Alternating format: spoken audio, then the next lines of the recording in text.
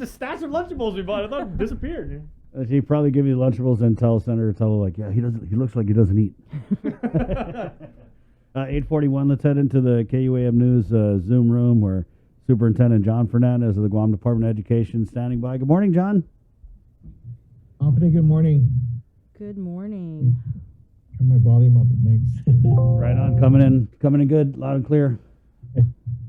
I guess we're just going to start with what you can tell us about the GDOE student testing plan, or just testing plan in general.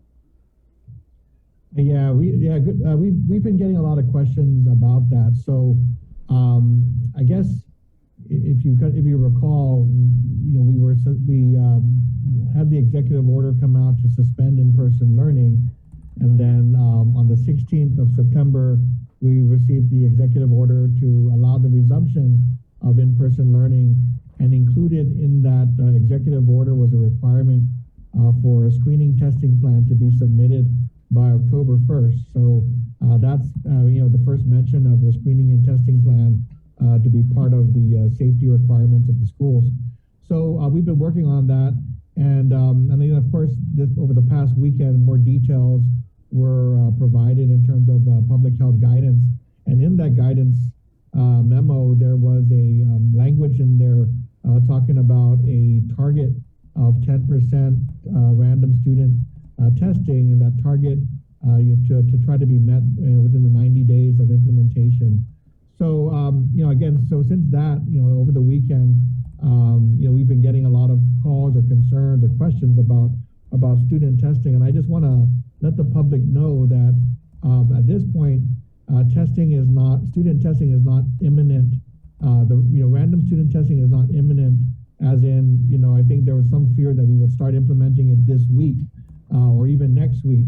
Right now, we are still in the position of ensuring that we understand the guidance and the information from public health, that we design a plan that can take into consideration what student testing would involve. But even after that, there's going to be a lot of steps that need to take place before we get to the implementation. What we like to do at GDOE is to make sure that we put a plan together and then explain that plan to our stakeholders before we implement it, because we know there are a lot of concerns, and I think with the student testing information coming at around the same time as the employee vaccination mandate deadline, I think some of our stakeholders are looking at it as a mandatory student screening or student testing, which in our view that's really not how it should be viewed, and we need to do a lot more to talk about what it is, why it's important, and how we plan to implement it. So again, for all of those parents, students, others, grandparents, guardians who are listening, when it comes time to share a specific screening and testing plan for students at GDOE, there will be more public announcements, and most likely, as we've normally done, provide an opportunity for stakeholders to engage with us regarding that plan before we proceed to implement it. So I just want to put it out there. Don't expect that we're going to get some directive, that we're going to be telling students this week or even next week, that they've got to be tested. There's a lot that has to go into that in order to make sure that testing is done well and with the parents fully informed. I do want to say that if you look next door at the CNMI, they have implemented a screening testing plan for their students since the beginning of the school year, and so it's not something that is unusual, or I just think that we probably do need more time to get to the specifics of what this plan entails, and to inform our community and inform our parents as to what's involved, so again that we can we move forward with a good understanding of what we're trying to accomplish with screening and testing. I will say that as part of the CDC guidance and recommendations, screening testing has always been a part of that mitigation, package of mitigation measures, And so that's something that has always been on the radar. We've been working with public health. They do have a $5 million grant from the CDC to support school-based testing, not just for GDOE schools, but also for private and charter schools. So I think in line with that plan, and we've been trying to figure out what this would mean in terms of implementing this in the school system. I think that the three things at this point that we're looking at is, number one, if any testing is going to happen, we're right now we're more focused on the weekly testing requirements that have to be implemented for unvaccinated employees.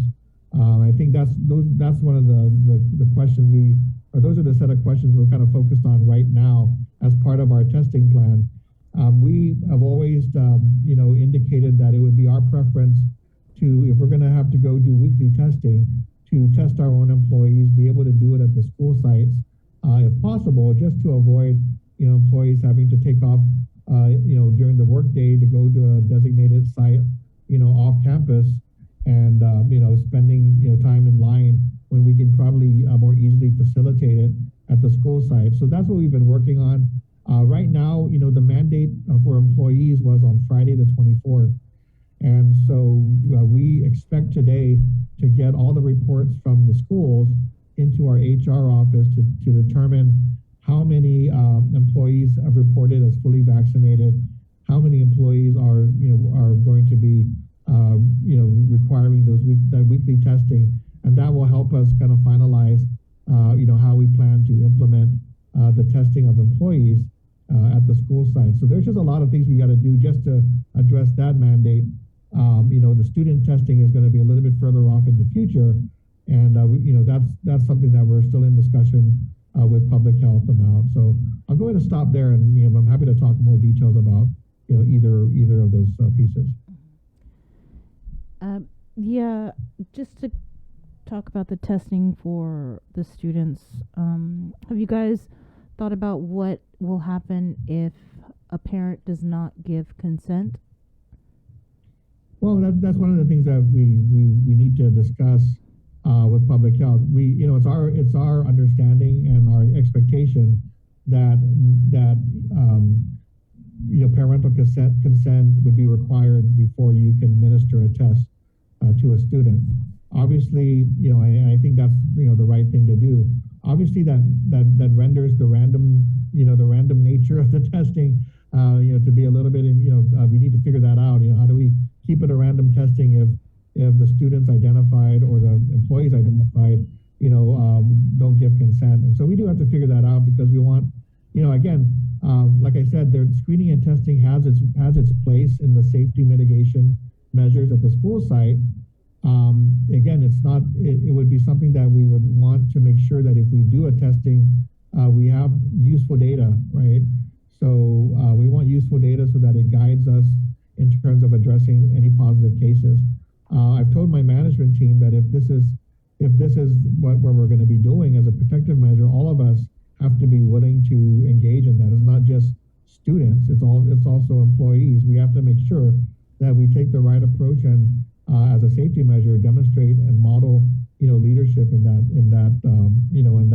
way. Because again, this is not a mandate for students. It's a screening and testing measure aimed at promoting, promoting safety in a proactive way. So consent would be required. How we do it and how we ensure that the data we get are useful. That's something we really need to work on with public health. I also, there's also a lot that goes into it. So, for instance, the issue of administering this at the school level requires, like for instance, what we're trying to do right now with regard to just the employee testing part of it is ensuring that we have official authorization to test at the school sites, right? Government of Guam designates testing sites as part of the executive order and the DOE guidance. So before we start testing at any school, we're going to want that official authorization. I think it's envisioned that our school nurses are going to be the points of contact to administer testing. We have about 160 employees who are all trained on Abbott Binex Now administration. But before we go to that step, we really want to make sure that we have the proper authorization from public health. So usually when it comes to TB testing, there is a standing order that's issued from public health that becomes the official authorization for our nurses to conduct public health functions. So we're going to be waiting for that.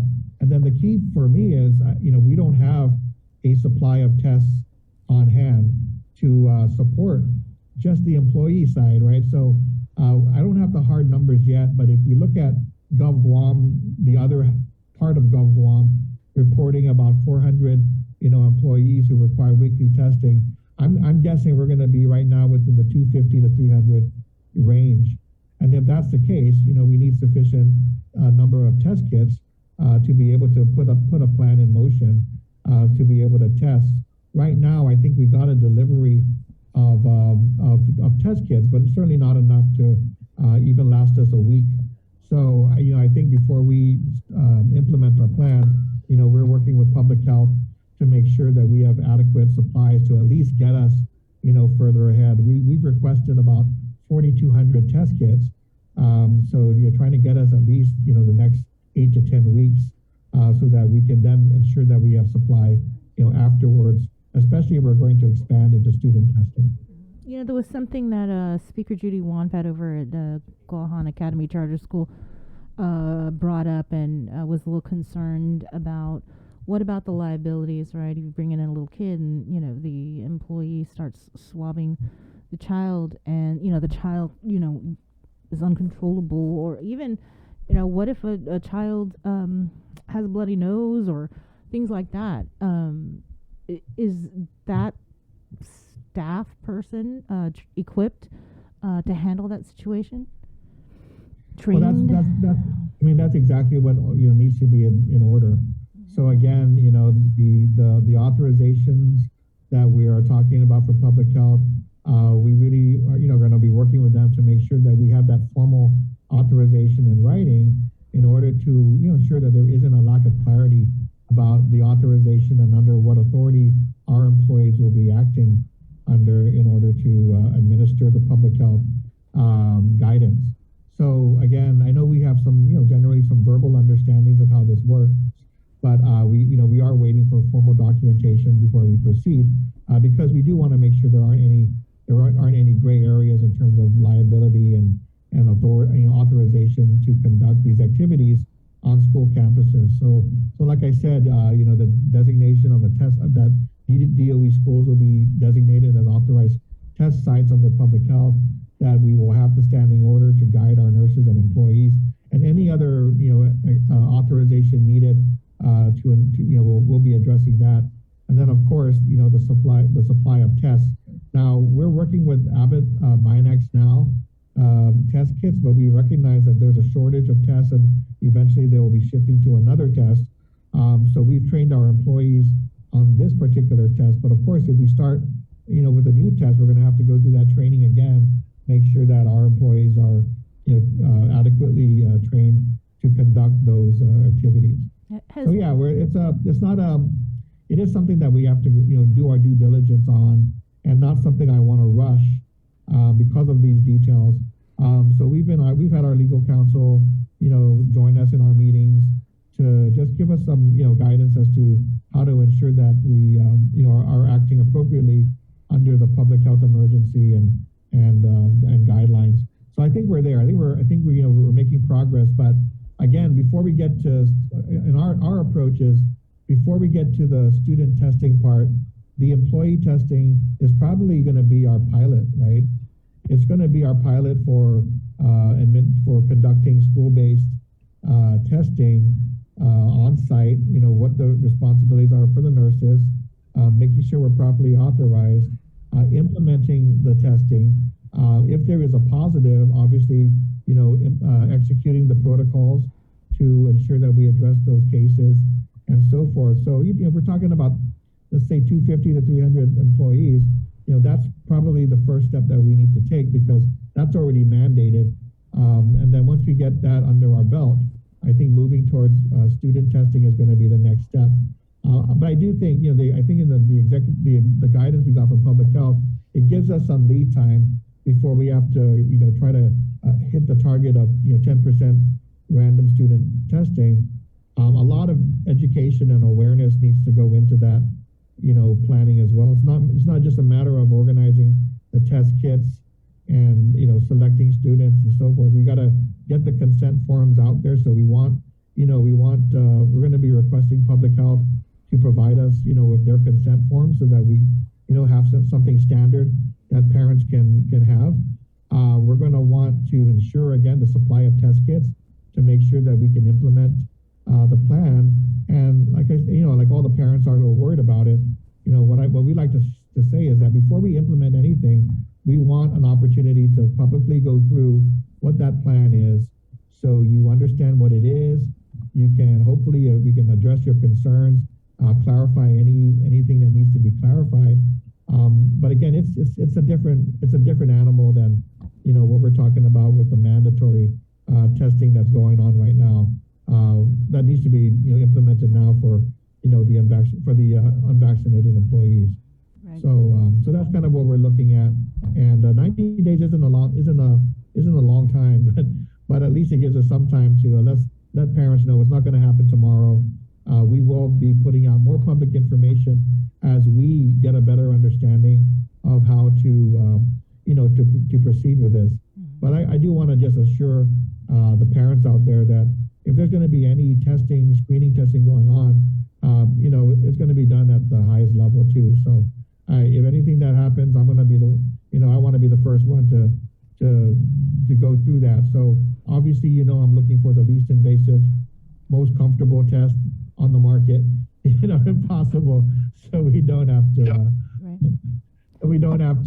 so we can, do something that is not going to be, looked at as difficult and, uncomfortable and painful to implement, something that is, reflecting the latest technology, and latest test kits available. Right, John, and we know you've been very good with the stakeholders with the virtual input sessions. I think I've sat in on a number of them, so good on you. I did want to follow up, the JIC report last night. There was a report of a 16-year-old that passed away from COVID. Can you confirm whether or not this child is within the GDOE system? I can't confirm at this point. Actually, I do want to find out more about that case. I heard about it last night. So I'll have to see what we can find out. I know there's a lot of confidential information that may or may not be able to be shared, but definitely am interested in what the situation was relating to that case. We of course, the loss of someone that young due to COVID or related to COVID. I mean, I don't know all the facts, but of course it sets up the red flags and the alarms that we need to just make sure we understand the nature of this particular, child, and make sure we understand that so we can take any necessary action needed, if merited. But we've just returned for the first couple of days of school. Everyone's anxious and everyone's stressed out, trying to make sure everything's done safely. So trying to get some more information on that will be helpful to us as we plan for the next couple of weeks. Yeah, and there was also Dr. Hoa Win. He was on, and he had mentioned that he'd seen a few students. He said test positive. Have you heard anything about that? Well, we're going to be talking to him about a couple of things, and actually I heard him on the show. Mm-hmm. So it was, I obviously have a lot of respect for Dr. Wynn. He's been trying to be a measured voice in the midst of all of this, this serious situation. So, of course, with the student cases right now, I mean, we continue to get reports since the beginning of the closure of schools. And so, those, there's just been such a spread in the community that, of course, young people are getting infected. And so we're going to continue to work with him and others, the other advisory groups, just to try to make sure we keep updated on pediatric issues related to COVID. But I did, the other thing I thought was interesting from your interview was, he indicated that, there were some unvaccinated patients that he was able to speak to and kind of give them some information about the vaccination that potentially could change their minds or give them a better opportunity to make the decision. And boy, I was saying, that's what I'm probably going to reach out to Dr. Nguyen and say, look, we're going to have some unvaccinated employees who are really stressed out and anxious about this decision, and they just feel like they haven't, that they're not comfortable yet. But the first thing we want to do, at least I want to do before we start to implement disciplinary measures, is to ensure that they have an opportunity, with the healthcare expert to ask those questions, get more information before we, because we understand how difficult for some of the individuals it is to overcome, the fear, the anxiety, and some of the information you get from random multiple sources, online. So when I heard him say that on your show, I said, you know what, that might be helpful. If we get to a point where we know that some of our employees just haven't taken the step because they just don't know that they have the information to make that leap. Maybe that would be a good opportunity, as Dr. Nguyen, maybe a panel of doctors to, even if they just want to give a webinar or they want to provide a session to engage, do that. So I'm glad I was listening earlier to his statements, because that's a good approach to make sure that we don't just hold the stick, over the employees, but we provide an opportunity for them to get as much information that they need so that they're better equipped to sort out, what's valid information from things that they may be getting from other sources, and then they can hopefully make the decision to, that they're comfortable with. Mm-hmm. I also wanted to follow up because you mentioned the word anxiety, and I know that in the past we've had talks about education stabilization funds to support mental, social, behavioral health. Have those programs been put in place? Are they enacted? Well, a lot of that really has been education and awareness, and then continual support at the school level to try to ensure that students and employees have opportunities to receive services.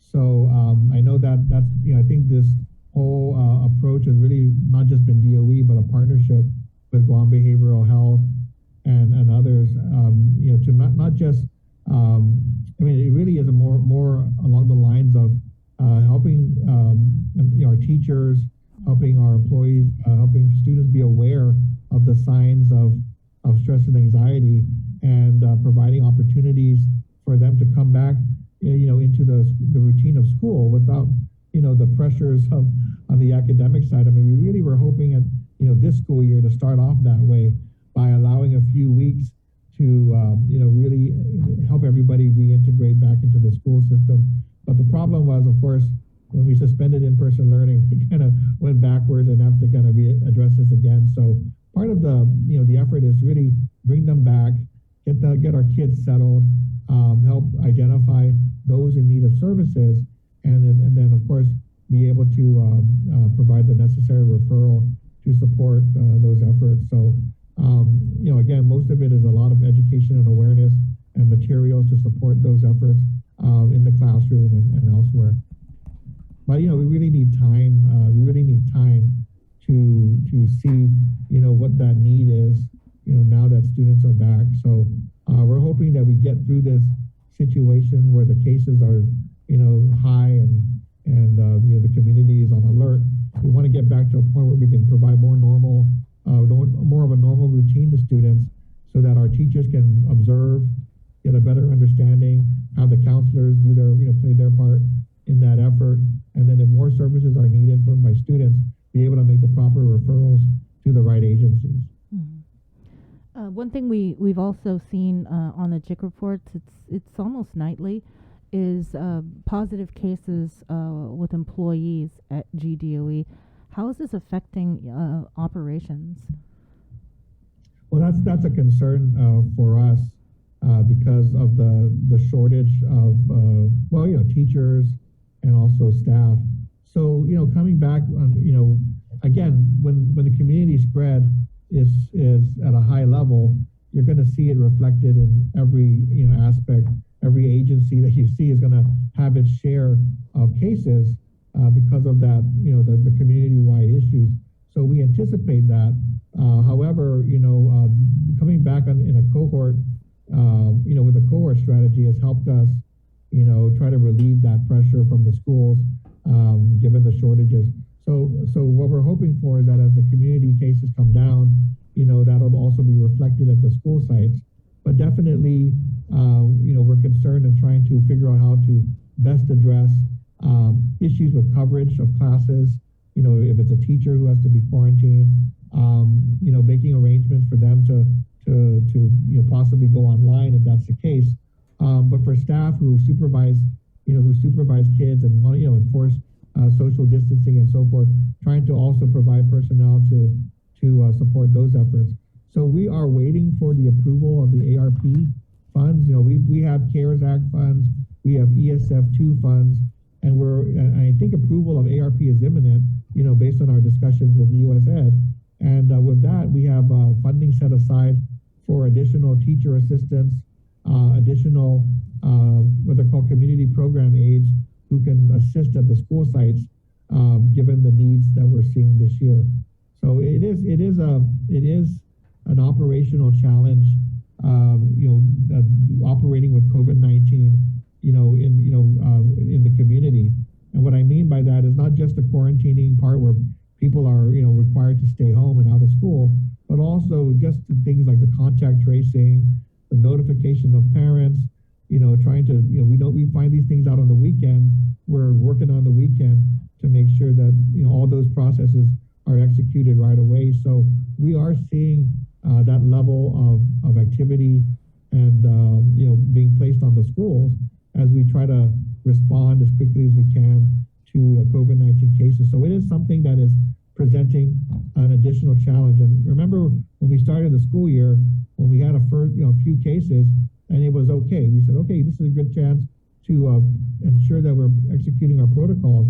But as we started to see those cases mount, you can start to see the operational burden. I mean, you're going to find nurses that all they're doing, nurses have a job to take care of kids who don't feel well, who might have, be injured at school and so forth, but their full attention is probably going to be just COVID-19 related, if the situation is like it is today, where things are at a high risk, in the community. So we don't want our nurses to be burned out. We've got to look at ways to support them, even if it's just there's a lot of administrative tasks that are associated with this. So it's not just the primary activities, but the documentation needed, sending out consent forms, getting consent forms, sending out notifications, getting phone calls. I mean, there's a lot that goes, in terms of the details of this protocol. So we are really watchful for that. One thing that we talked about was that in the guidance that came out this weekend, it looks like the schools need to identify a point of contact to facilitate the prevention strategies and the responses at the school sites. So for some of these things, we already are doing it, right? We're doing the screening, the contact tracing, and working with public health on that. But there was a section that we're probably going to go back to public health about, which has to do with case investigation. And that's where you go to the homes, try to figure out I said that's really that's a whole new level of activity that I don't think we're prepared for. So just kind of working with public health to say, look, this is what we can do at the school level to support public health. But case investigation, I mean, that means we're sending nurses to the homes and trying to figure out, what's happening at the family level. That one we need to discuss, because if that's the case, I don't know that we're going to be able to do a great job, accomplishing the goals of the guidance. You did mention, providing the plan to parents, right? But isn't this due on Friday? To be submitted? Yeah, the plan is, and I've been working with the team. I think they've got 85% of this plan done, and we're going to be submitting it for the review of public health. But I'm going to just guess that with the student testing, we're probably going to have to continue working on that as we get more details as to how we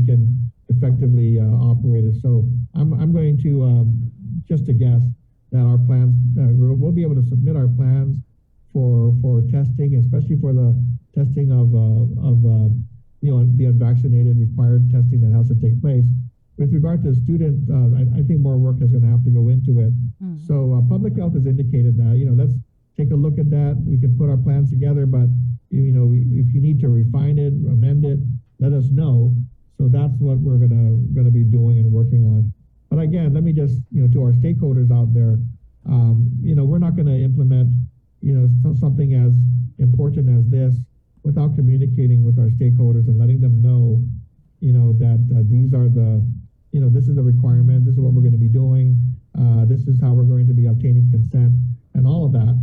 And so, that time that public health and the governor is giving us to, to develop the plan and to implement over a 90-day period, that'll give us some time to make sure that communication happens.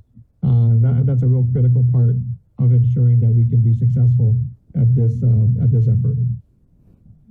Okay. And just real quickly on the return to face-to-face instruction and how you're doing the cohorts, or the schools are doing the cohorts. We do see parents that comment online that, they just don't feel comfortable because of the high numbers, and, GDOE has maintained this position, right, that if you started off face-to-face, you got to go back, right? So have you seen any students that didn't go back? Do you have any numbers? What are you hearing from principals? I don't have good, by the end of the week, we'll probably get better information on that. So, these first couple of days, I've gone by campuses just to kind of see how things are going, but I haven't, gone into the campuses to, just kind of walk around yet. I really, there's so much pressure on the administrators and the teachers and staff to get things organized and orderly. And that first couple of days, we know that people are going to show up in the wrong cohort, come in, and there are going to be parents who need, this or that question answered. So we said, look, go ahead and take a couple of days to get settled, organized. And then, of course, we're going to want to know what attendance looks like, for the face-to-face students, and we'll have a better idea on those numbers, as we get through the first week. But I do have to say things are really a lot calmer at the schools than you would normally see in the first week of school. So I think, and so far, at least all the reports from the schools, that things are going pretty smoothly, with this cohort strategy. So, this cohort strategy is really meant to be temporary and interim and help ease back to face-to-face instruction while we're trying to turn around the community, COVID-19 situation. So the way it's been implemented, at least, for the first few days, there doesn't seem to have been any major issues. And, if you drive by the campuses, you'll see that, things are mostly, it's like half the students that's on the campus means a quieter campus and a calmer campus for the most part. So we hope that things, continue, as smoothly for the rest of the week.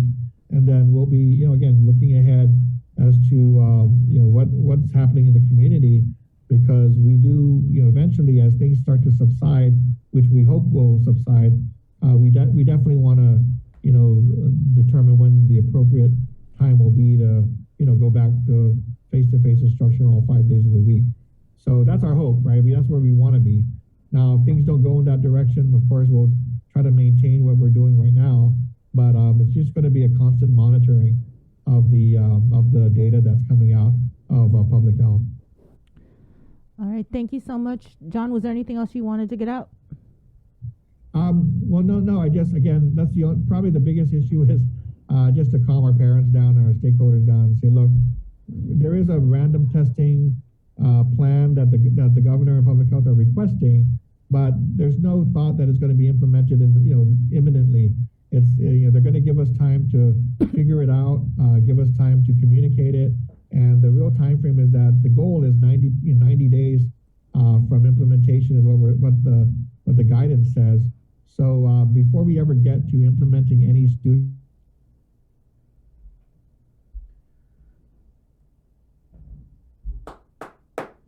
having that opportunity with the parents, we do want to have a session with them, let them ask questions, clarify the issues, and then hopefully we can figure out the best approach to get, and with the support of our stakeholders. Well, thank you again. Thank you to all the teachers, principals, school staff, also for everything you do. Yeah, thanks. All right. Thank you, guys. Stay safe. Thank you, John. Bye. All right, 9:16. We're going to take a quick break, and we're coming back with from the Department of Public Health and Social Services, Tess Archangel. She's the Public Welfare Division Head, and we'll talk all about SNAP and Medicaid and all that